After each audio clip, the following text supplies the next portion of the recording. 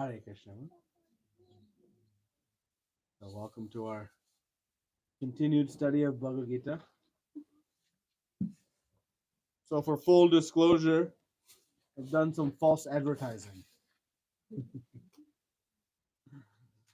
I gave the wrong verse that we're going to discuss today.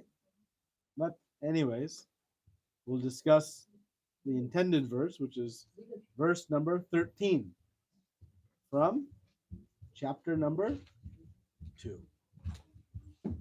So we discussed last week verse number 12. Right? So anybody remember what did we discuss last week?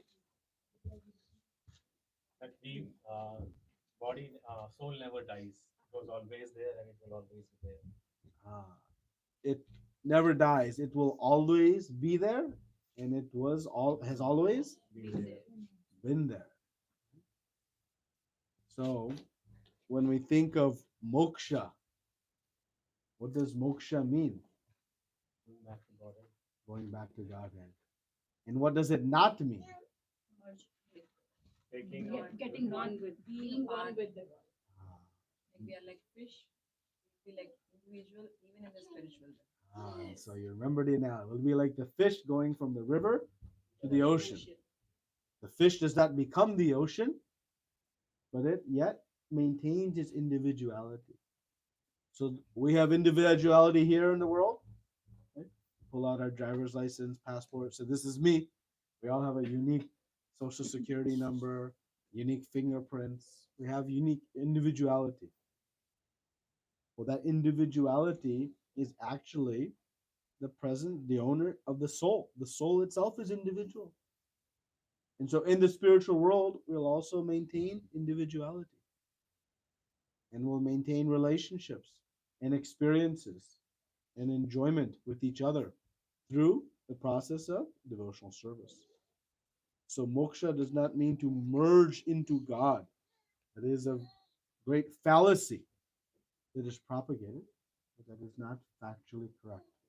As Krishna says in that last verse, never was there a time that I did not exist, nor you, nor in the future shall either of us cease to be.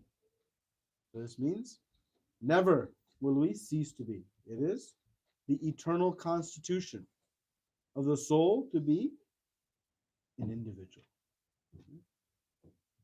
So now Krishna in the 13th verse speaks this very, very famous verse. This is one of the foundational verses of the Bhagavad Gita. So when we say foundation, what do we mean? So if you build a house, what is the first thing that you build? Foundation. Why? That holds the entire structure, the base of it. So that holds the perfect definite that holds everything, and it is the base of everything. So if you build a very beautiful, elaborate house with all kinds of intricate details and wonderful finishings, but it's sitting on a weak foundation, what happens to that house? Collapse. One, it'll fall, right? Maybe not quite, but it close. So the foundation becomes very important, right? But do we celebrate the foundation? Like when we go into a beautiful house, oh, what an amazing foundation this house has. No one sees the foundation. Nobody sees the foundation, right? Hare Krishna. So we don't see the foundation, but we know by its when it's missing, when it's not there, then we know that the foundation has some problems. So, like that, in our spiritual journey, as we build and acquire all of this knowledge is going to sit on some foundational principles. And this is the first and most important foundational principle in the entire Bhagavad Gita. And from this, it unlocks many, many other key pieces of information. And so we'll endeavor to build a strong foundation because our spiritual journey our spiritual success will be based on the strength of this foundational understanding. And now we know that Krishna has been speaking to Arjuna for only the second verse. This is the second verse. Last week was the very first instruction Krishna gave.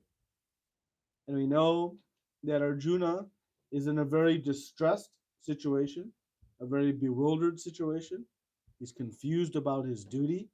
He has great fear and anxiety. He's perplexed. All these things that we also often face. And so Krishna is speaking for this exclusive purpose to help him overcome these difficulties. That's what friends do. And that's what they help by giving the best of advice. So Krishna is speaking how to overcome this difficulty. And this becomes a foundational understanding.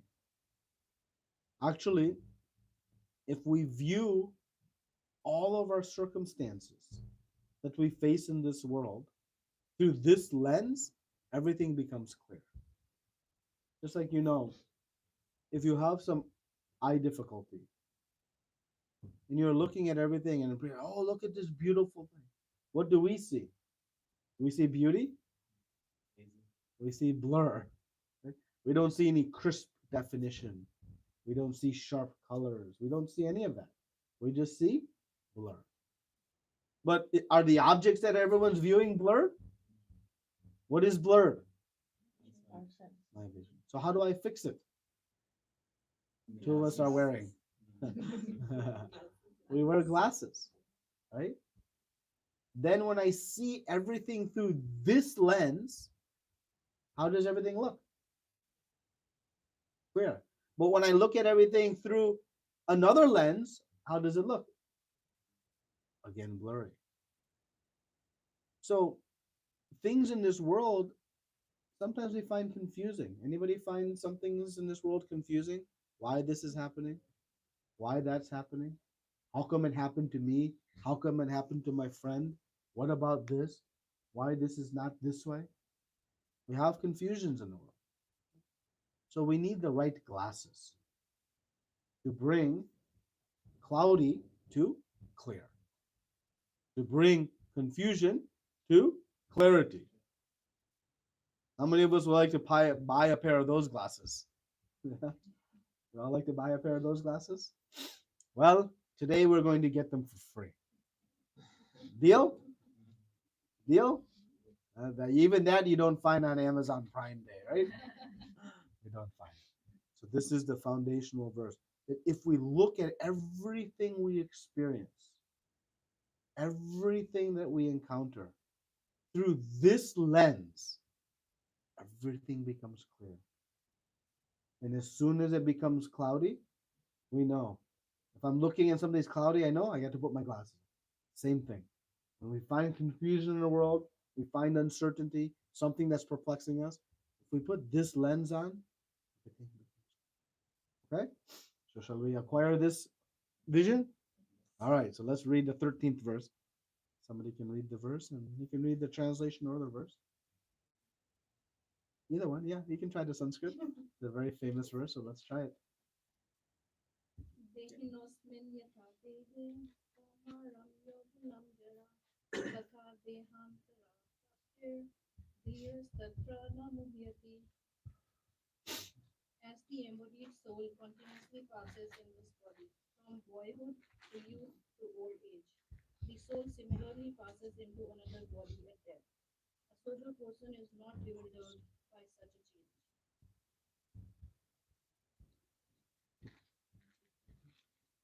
Purport. Since every living entity is an individual soul, each is changing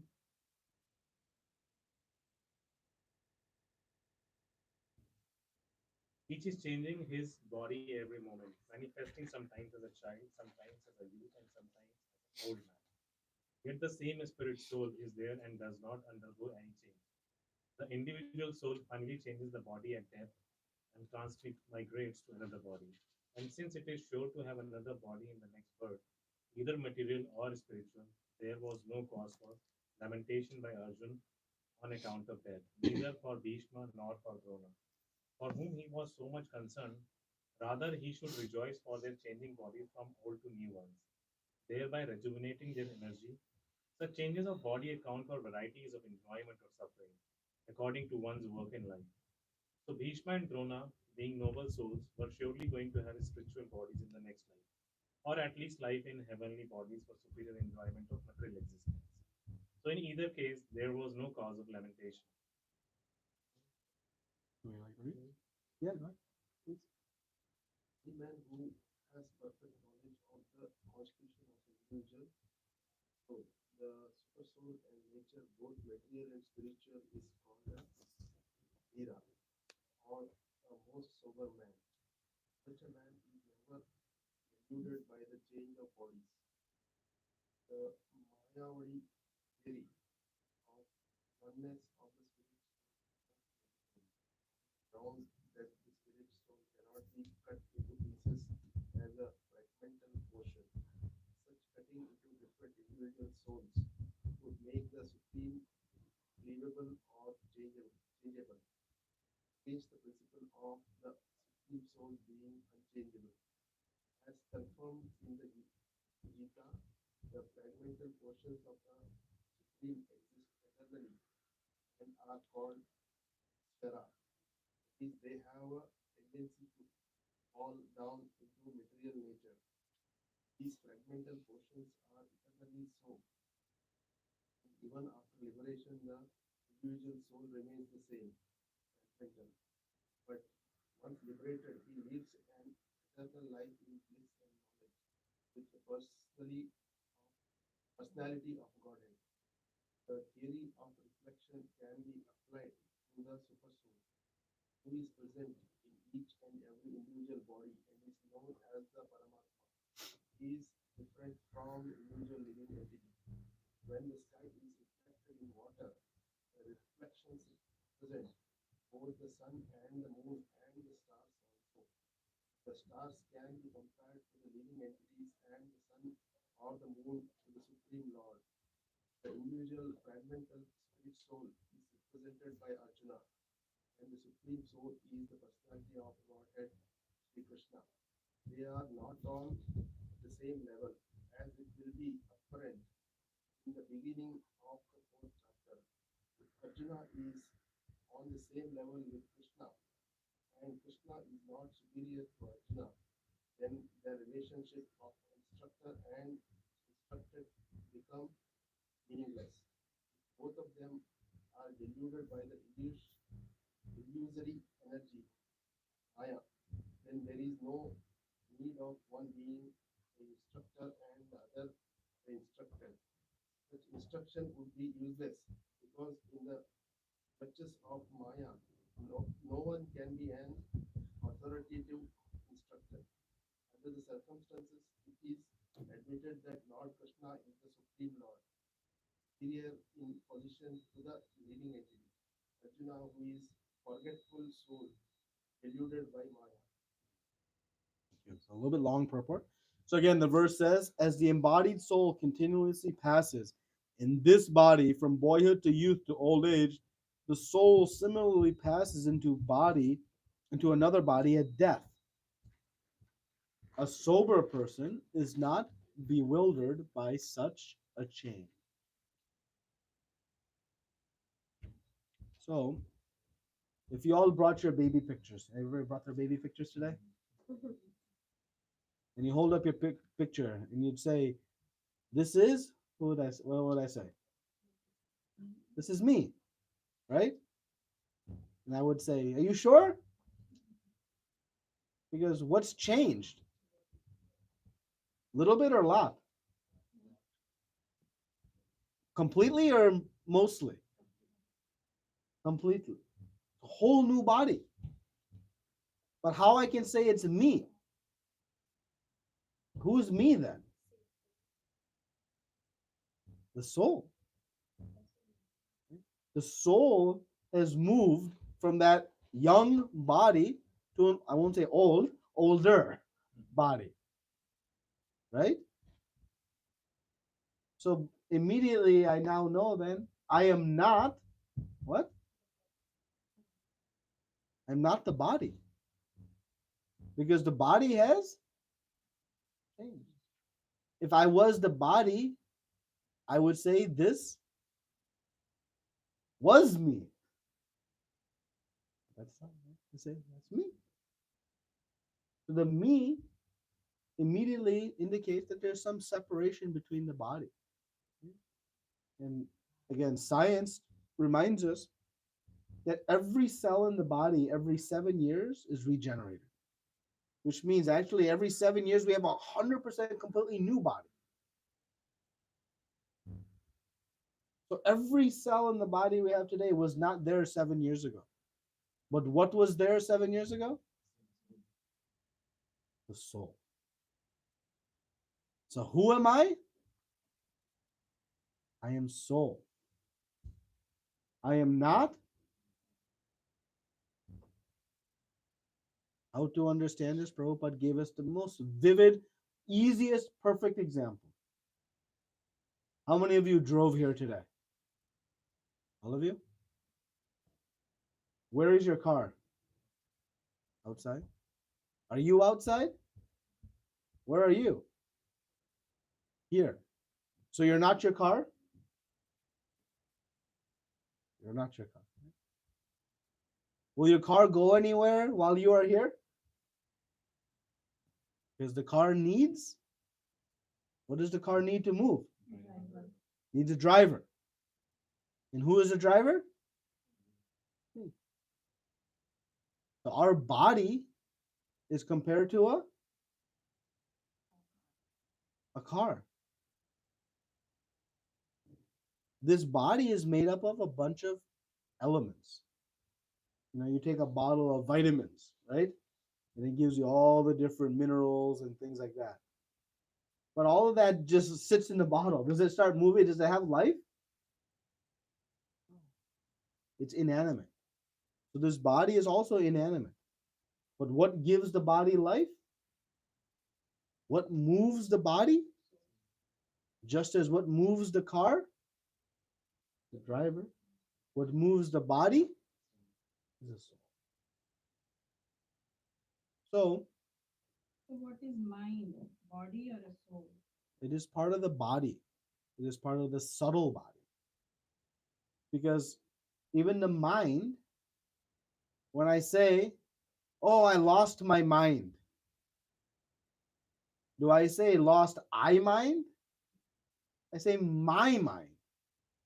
If it's mine, then I know I am not it. If I say this is my phone, then it means I am different from this because I'm saying this is mine. Right? So my mind means I am not this mind. But mind is part of our subtle body. Gross body, I can see, touch, feel. Subtle body, I can experience. Intelligence is the same thing. Intelligence is part of our subtle body. So this car and driver analogy, we can carry it forward a little bit. What happens when we get a new car and get rid of our old car? Do we lament? What do? We celebrate, right? We take pictures with it, selfies. Look at me in my new car. We post it, send it to our friends. We celebrate. Why? Huh? We're happy because we got a new car, presumably fresher, better car, upgraded, advancement, newer, right? So when this soul gets rid of this body and gets a new, young, fresh body, should we really lament? Should not. So a sober person, a dhiras tatra na muyati, Krishna says. Dhira, a sober person. Who is a sober person according to this purport? Prabhupada explains. Who is a sober person? One who has not intoxicated themselves recently?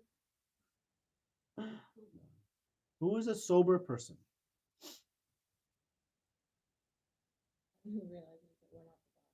One who realizes we are not the body. And they realize something in addition to that as well. So what do they have? Read this second paragraph again. They're not scared of changes, yes? So, Any man who has perfect knowledge of the constitution of the individual soul, the super soul, and nature, both material and spiritual, is called a Veera, or a most sober man. Such a man is never deluded by the change of bodies. so such a person is not deluded by the change, right? So how many of us in the last 30 days have encountered something that has caused some turbulence in our mind? Something that disturbed us, something made us upset, confused, fearful, some anxiety, maybe some stress. 2, 3. Now we're being honest, right? Now we're being honest. Okay, 2, 3 times a day. Forget about last 30. I was being generous with last 30 days because all of a sudden I said, "Oh no, I have perfect. I never." And then why you have so much gray hair? We have this. This is it, right? But more we admire when we see someone who is able to remain calm and composed through these turbulent times. Is that right? Would you rather have a great big giant home, or would you rather have the strength of a peaceful mind to be able to withstand any turbulent situation that you might face? 100%? Even a 5-bedroom home? Okay. Would you? Clean it. Now that's intelligence. Would you rather have a brand new BMW or the strength of mind to encounter anything in the world? Until you don't have those, you would want those. When you reach there and when you're in trouble, then you think it's better to have a peaceful life.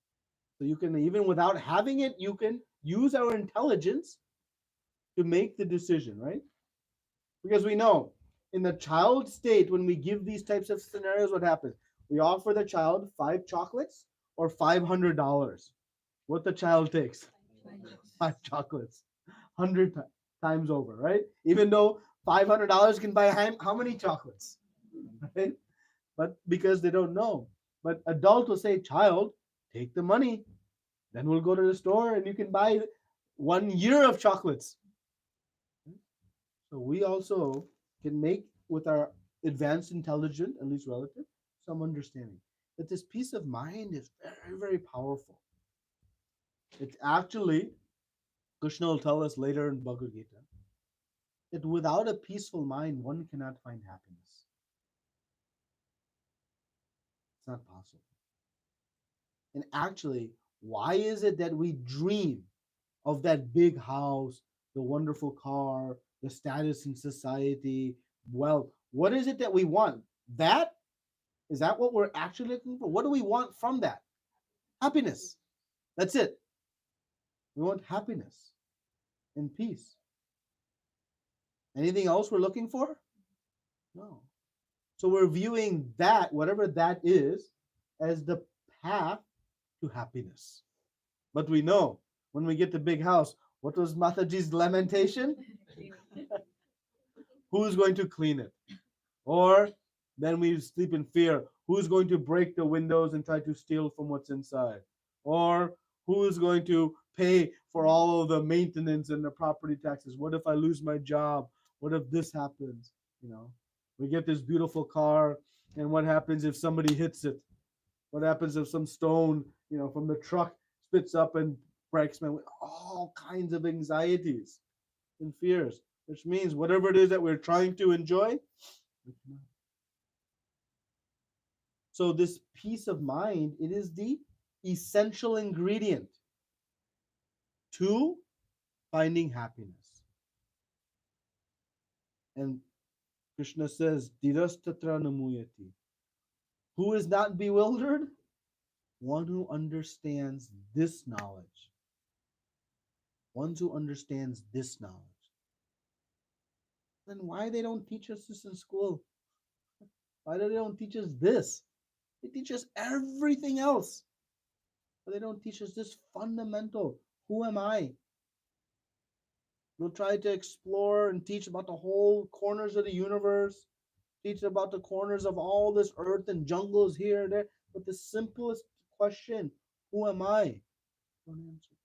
But actually, this is the means to finding real peace and happiness. So if I understand I am spirit soul, then when things happen to the body, I don't become lamented. Just like when you're driving in your car. If you're driving in your car and somebody says, "Oh, your car is ugly," how do we feel?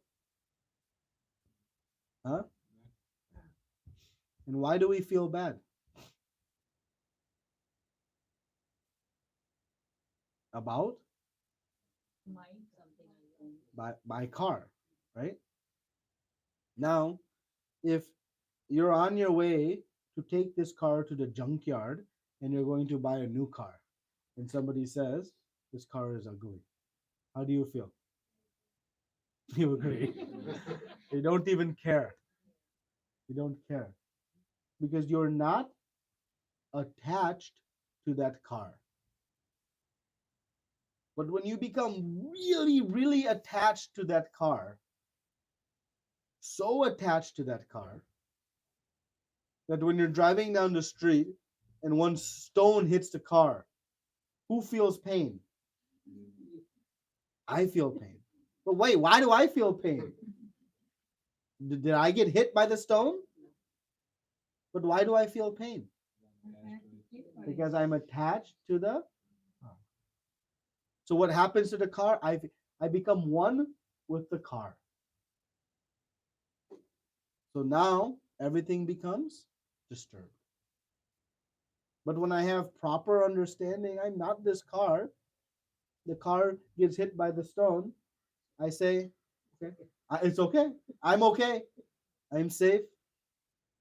I may still take care of the car. Doesn't mean I ignore it, but I'm not becoming emotionally distraught by that because I recognize I'm not this car. So when I'm walking down the street and somebody says, "Hey, you're ugly," how do I feel? Pain. But who are they calling ugly? The body. Am I this body? So why do I feel pain? Just like the car. But in a rational mind, should I feel pain? I should simply say, "You're calling my body? Well, that's okay, whatever." But because I am not seeing through that lens, I am seeing through my lens of I am this body.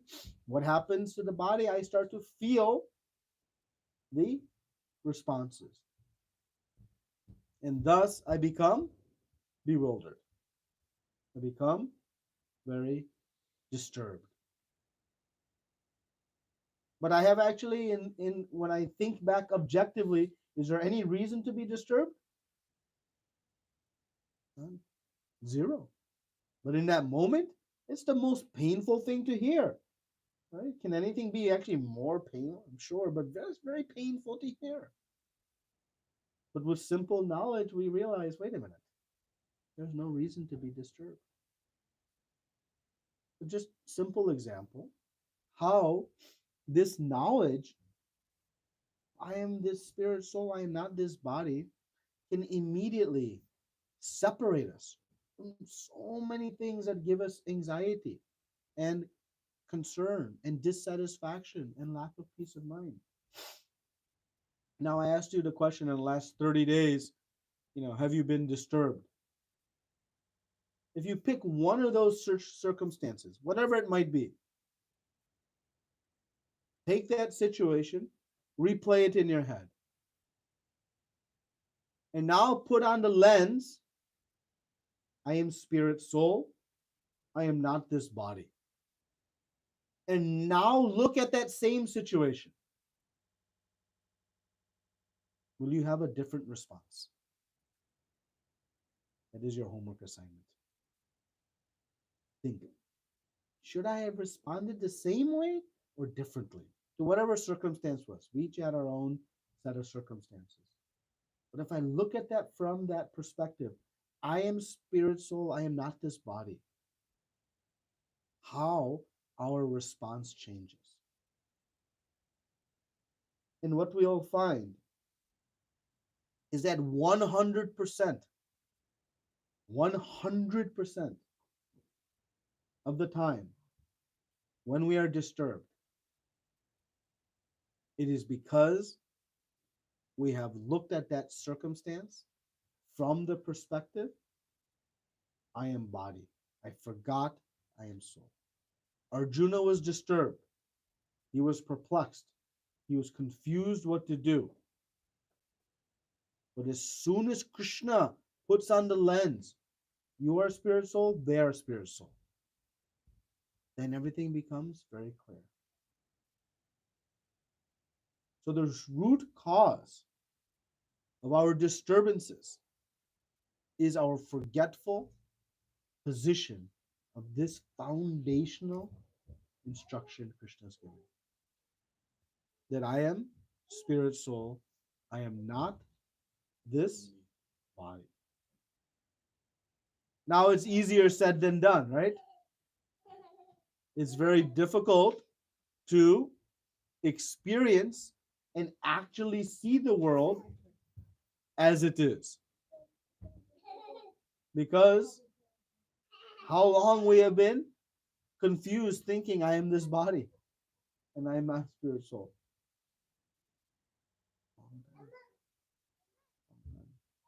So the philosophy, the principle is easy.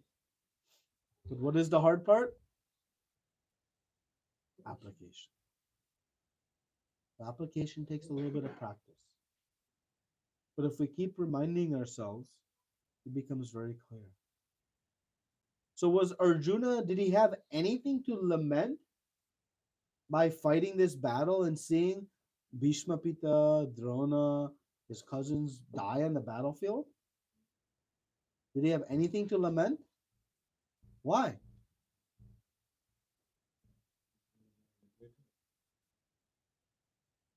What was going to happen to them? Were they going to die? He'll be born again. They'll be born again. They're not going to die. What were they going to lose? Body. And they were going to gain a new one.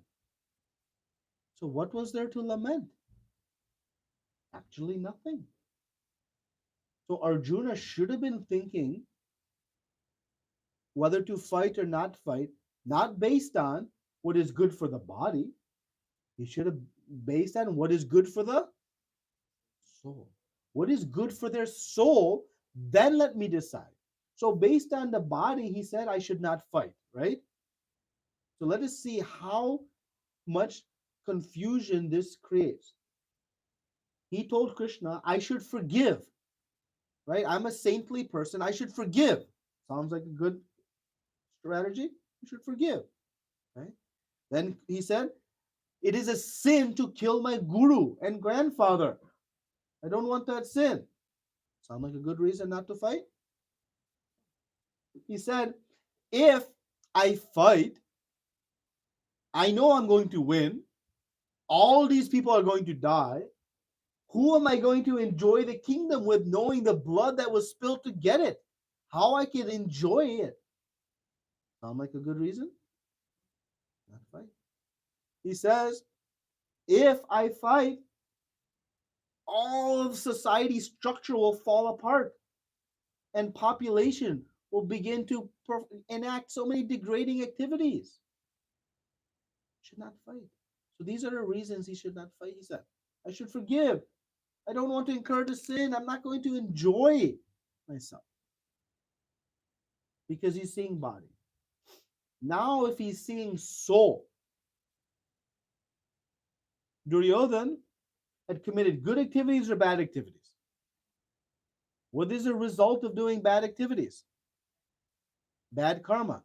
Bad karma means future Punishment, repercussion. punishment, sufferings. So what's coming to him is a mountain of suffering. But if he is killed in the battlefield, what happens? He's liberated. He becomes free from all his future suffering. And the doors to the spiritual world are opened for him. Now let me ask you, what should Arjuna do? Fight or not fight? Clear? Crystal clear? Just on the basis of seeing soul. Thinking, what is good for the soul? Becomes crystal clear. It's so clear, this knowledge, that even at the prospect of having to fight your own cousin, it becomes clear what is good. This is how powerful this knowledge is.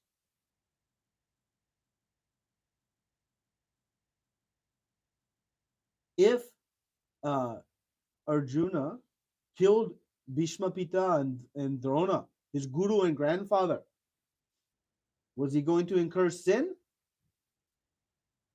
Why? He's following Krishna's order. In following Krishna's order, there is no sin. So, performing that activity, also sending them back home to the spiritual world. So, by this knowledge of the soul, and I'm not this body, my actions become crystal clear. But if I'm confused, I am this body, we start making bad decisions. Right? We know when the car is hungry, what do we give it? When the driver is hungry, what do we give it? But if the driver is hungry and we give it fuel, something good happens?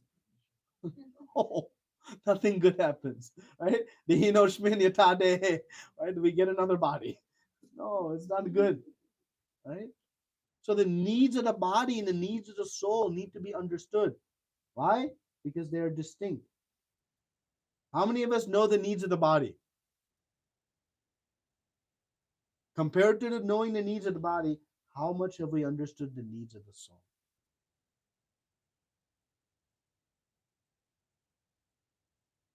If we went our whole life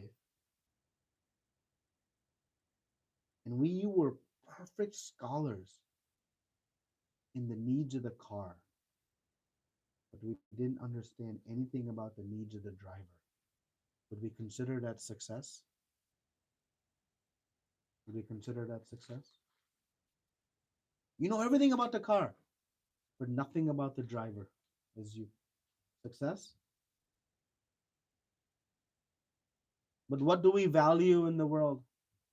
If you have an IIT degree, Harvard degree, great. You understand Dihinoshmin yatadehe kaumaram yavanam jara?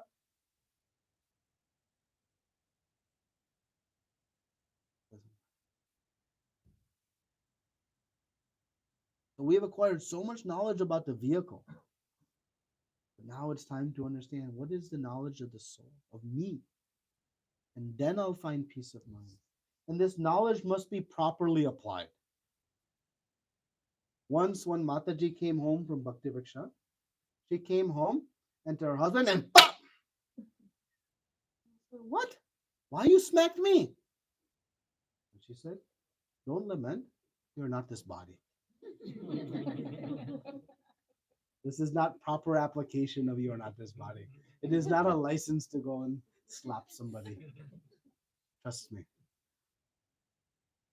We must apply this knowledge in its proper context.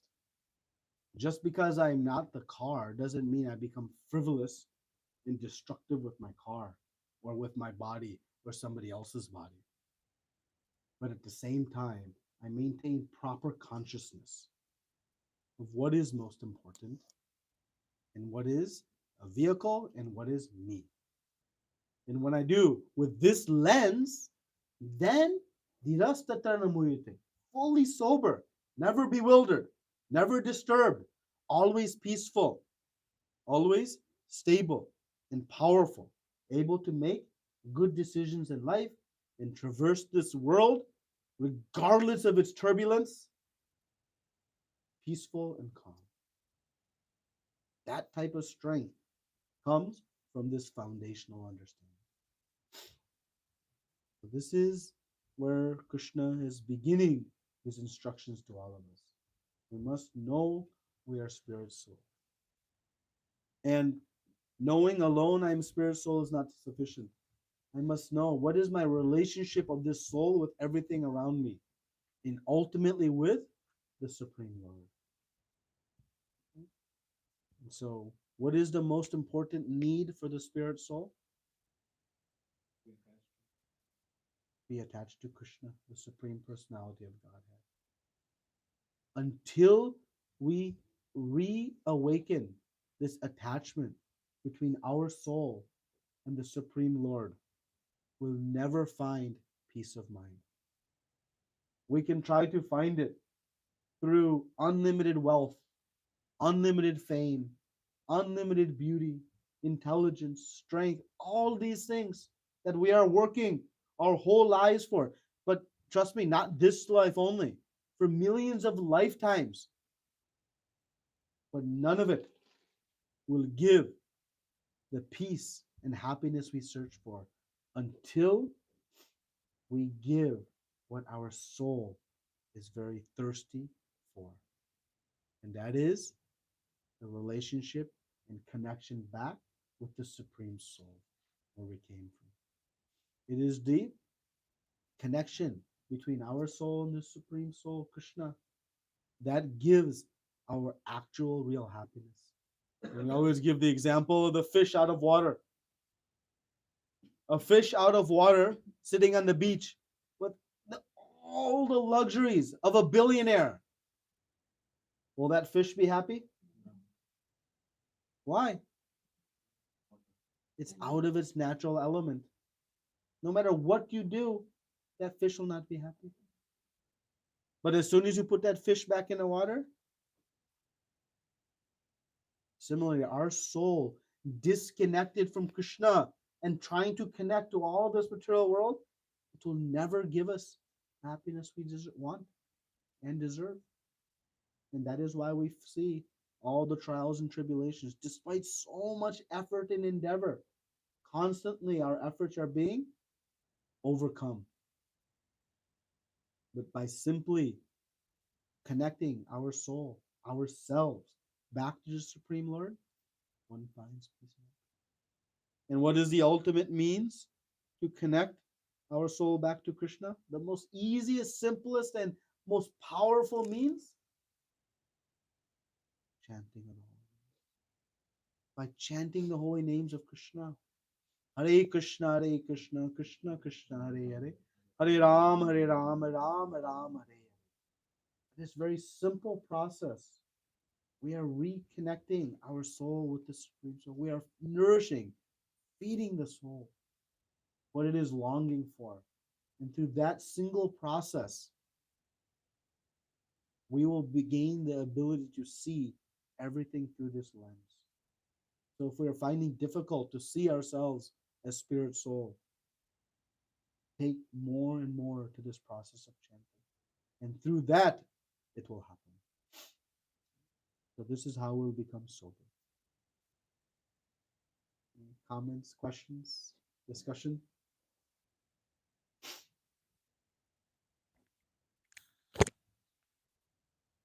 Yeah. No? Obviously not easy like this. The practical application. So why might it be too early?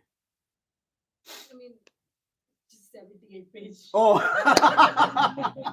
sorry. I understood too early in my life. To 78 page of the Bhagavad Gita. Yes. Well, that is the beauty of Srila Prabhupada, because in the very beginning of these purports, he begins to explain this point. So how to practically do it, right? Because otherwise it's just theoretical. So the first practical instruction is we must take to this process of chanting every day. Now, is this the first time you've heard me say that? Second time you've heard me say that? 100th time you've heard me say that? Why aren't we doing it? Because we don't have faith.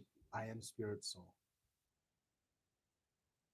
If I had full faith, I am spirit soul, I am not this body, how much effort I would put into nourishing the soul versus nourishing the body? At least 50-50. But actually, chanting the holy names of the Lord, we're saying just give 10% of your day. The other 90%, do whatever.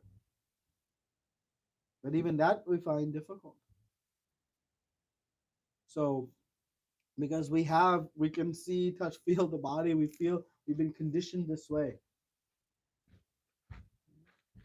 But we must take to this chanting process. It is the process that nourishes the soul, that releases it from its bindings, and helps us see very clearly that I am spirit soul, and I am not this body. So if we're struggling to apply this in practicality, what to do? Apply this single process to chant the holy names of the Lord. It is so essential. It is so critical that Chaitanya Mahaprabhu, Krishna himself, when he came to teach how to do bhakti, what did he teach? Harinam, Harinam, Harinam, Eva Kevalam, Kalo, Nashteva, Nashteva. Chant, chant, chant. There is no other way, there is no other way, there is no other way. So this is the single means by which we can apply this process. Reading Bhagavad Gita, coming to our satsangs like this, what does it do? It helps build our faith. With knowledge, I can then start to apply. So reading Srila Prabhupada's books is the second pillar of beginning to turn knowledge, theoretical knowledge, into realized knowledge. When does something become realized knowledge?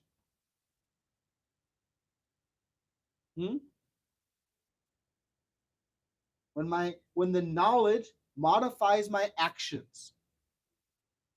Right? The doctor says this activity is not good for you,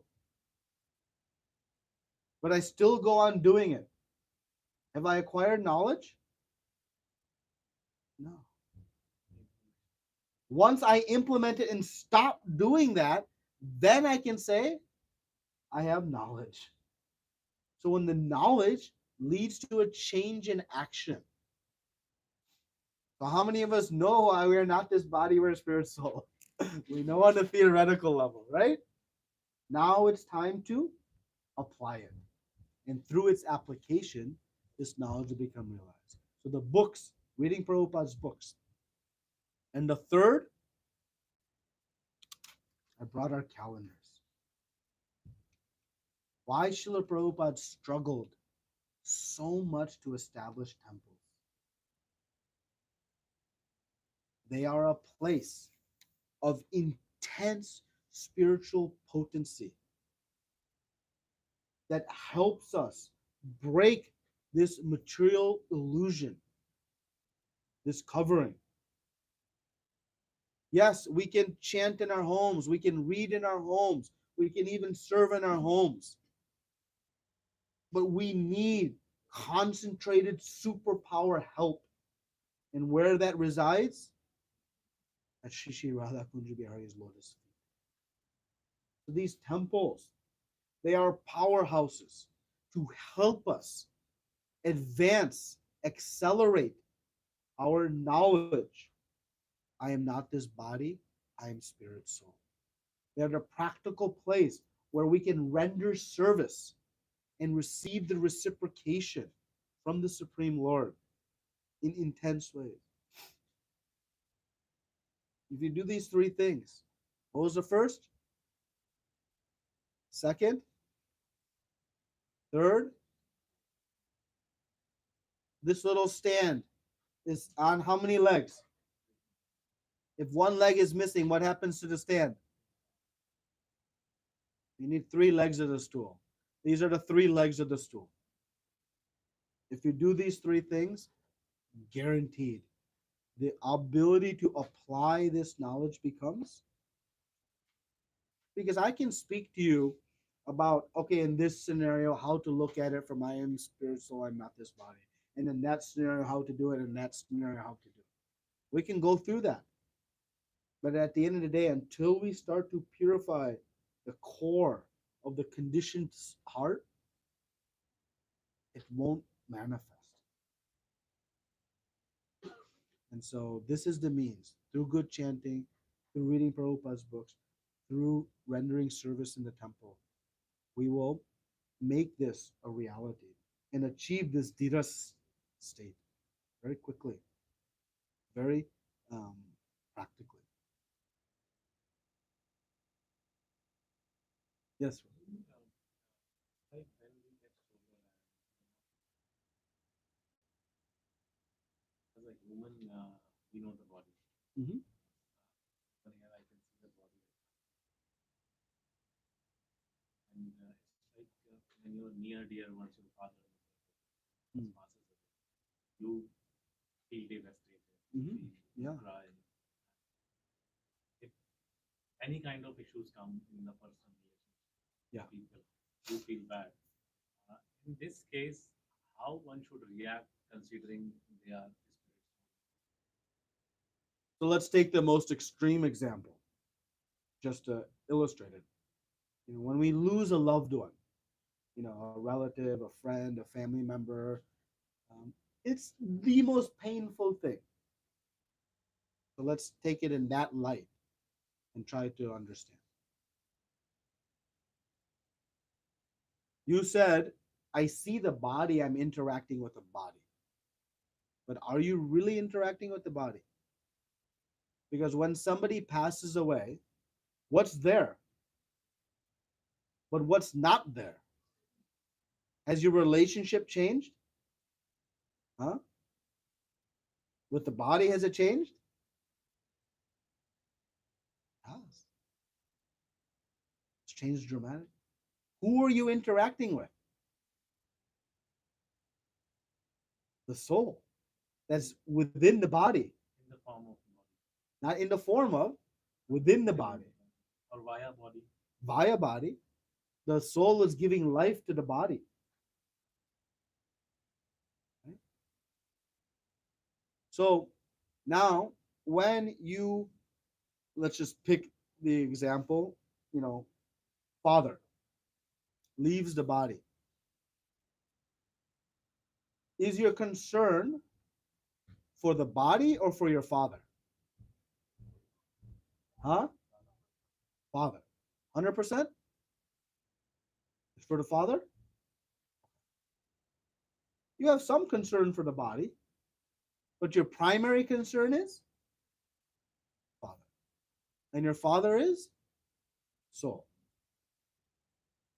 So, what am I actually lamenting? Is my father gone? Is, is my father gone? Has he ceased to exist? You can't interact with them. Uh-huh. So now what I'm lamenting is my lost relationship, but not my lost father. Understand the subtle difference? My opportunity to interact in that past, that is gone. But is my father gone? No. Okay. So now I can start to reconcile that a little bit. Now, But you I cannot, wish, yeah. but you cannot also get him back, right? Though father is not gone, he's going to take another body. Mhm. But we are being here, we can never interact with Correct. that soul again. Yeah. That is what the So- lamentation is. Yeah. So you're losing that relationship, right? But if my relationship with my father is in love, right? I want to help my father, right? If I love my father, I want to help my father. But I feel limited that I cannot help my father. Why? Because he's not in this body anymore. My relationship to help my father has always been through this body. But I can't do it anymore. But can I help my father still? Yes. How you can help your father? Well, we have to go no further than the 7th canto of Srimad Bhagavatam. In the 7th canto, Prahlad Maharaj, who was just a 5-year-old boy, and what did his father do to him? Tortured him beyond compare. And ultimately to the point that Krishna himself came as Lord Nrsimhadev and killed his father. And how was Prahlad Maharaj reacting? Was he celebrating the death of his father?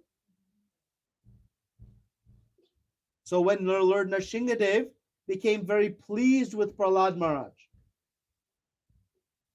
what did Prahlad Maharaj ask? Send my father to hell and punish him for all the things he tortured me with? Take him back to Father. Please protect my father. Please protect my father. Now he knew his father's body was gone, but still he had love for his father because he knew his father was spirit soul. How did we know Prahlad Maharaj knew? Because during Prahlad Maharaj's entire event of the torture and incredible situations his father put him through, what was Prahlad Maharaj's state of mind? He's He was completely peaceful. He was never disturbed in the slightest. In the slightest. Because he knew.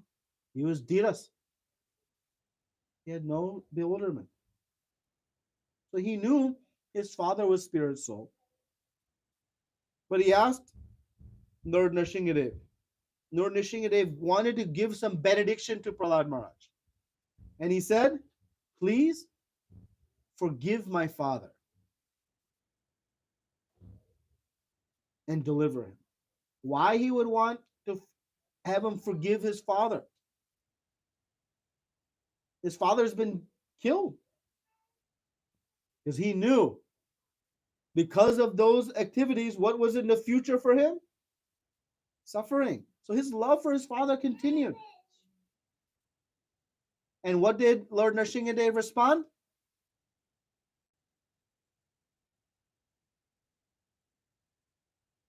Because You're the devotee, so that's because Prahlad Maharaj, of your devotion, your father has already been liberated.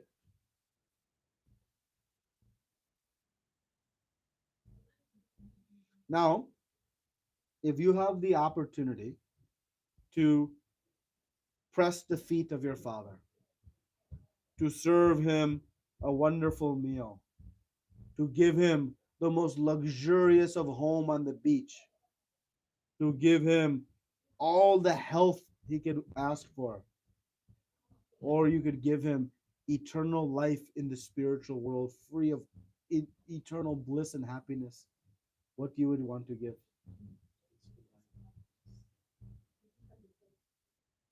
So how you're going to give that? How you can liberate your father? Huh?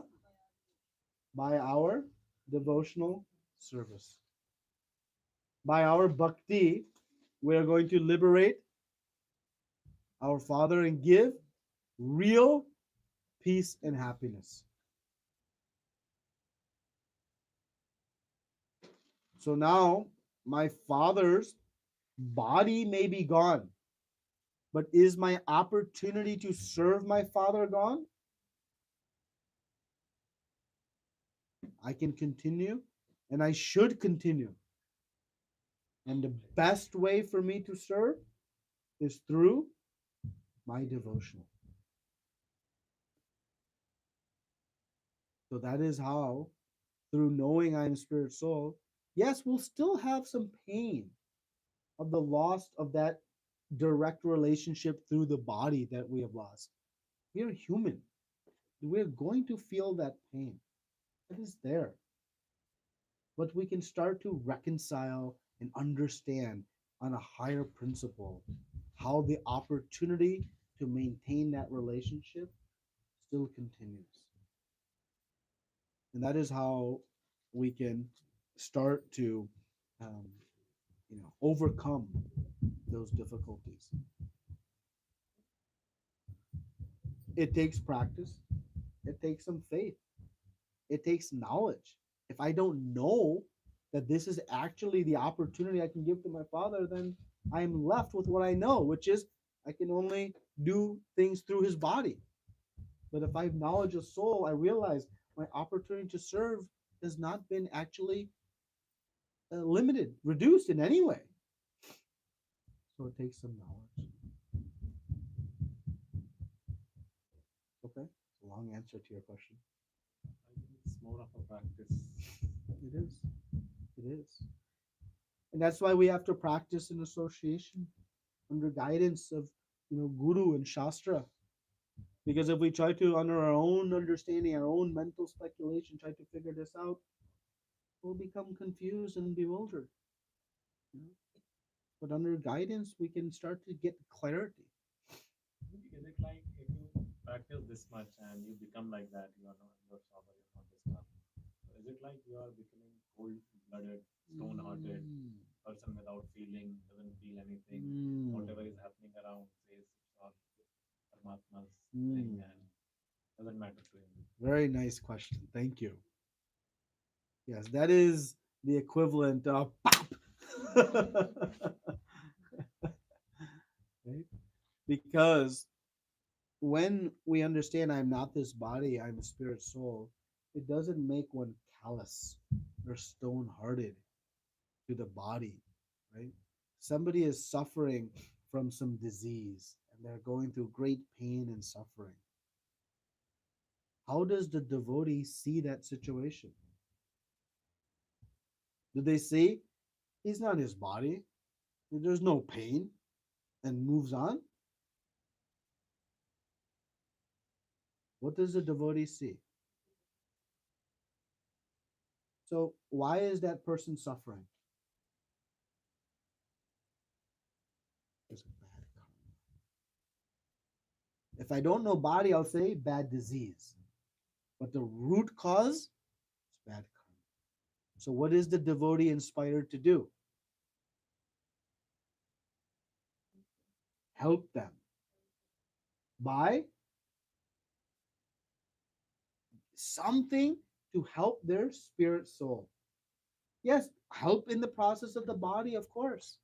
But doesn't walk by saying, well, not the body, spirit, soul, that's your karma, tough, deal with it. No, that is not. The devotee is para dukkha dukhi.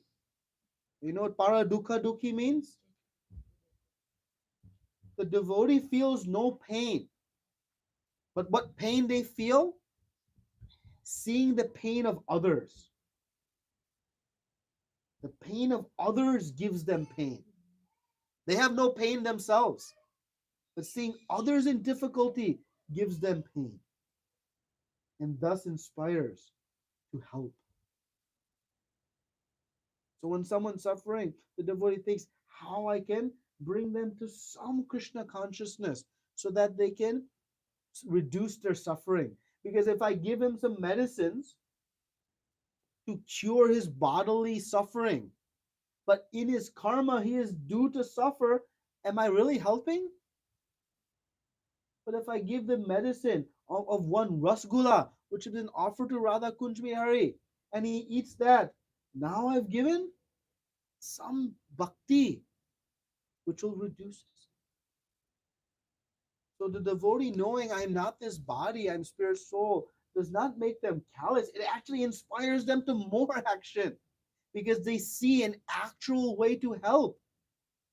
Sometimes we see the difficulties of people so severe, we feel like we are helpless, unable to do it. But a devotee knows, no, even chanting Hare Krishna once is so powerful in helping them that they'll go through any efforts.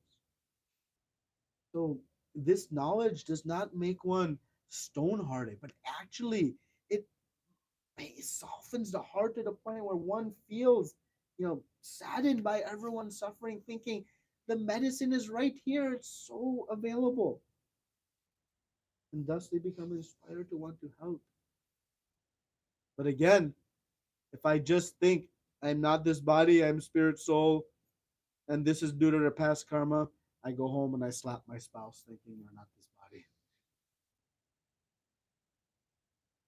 This is how, and we see why Srila Prabhupada, 70 years old, is living in Sri Vrindavan Dham, the most beautiful, perfect place in the whole world. Why he would leave that place and come to the nastiest, dirtiest, filthiest place of Lower East Side, New York City. Why? Para dukkha dukhi. He was pained. He had no pain. He had life, bliss, relishing Srimad Bhagavatam, Chaitanya Charitamrita, on the banks of Yamuna, in the sands of Vrindavan, enjoying. But his pain was seeing the suffering humanity separated from Krishna. And he gave up all of his own comforts to serve us. But this is how one applies this knowledge. Good questions. Any other questions or comments?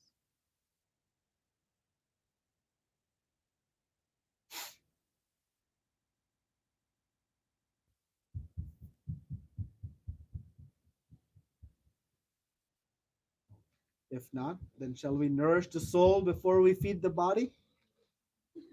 Srila Prabhupada ki, Ananta Koti Vaishnavinda ki. Hare Krishna. So let us chant.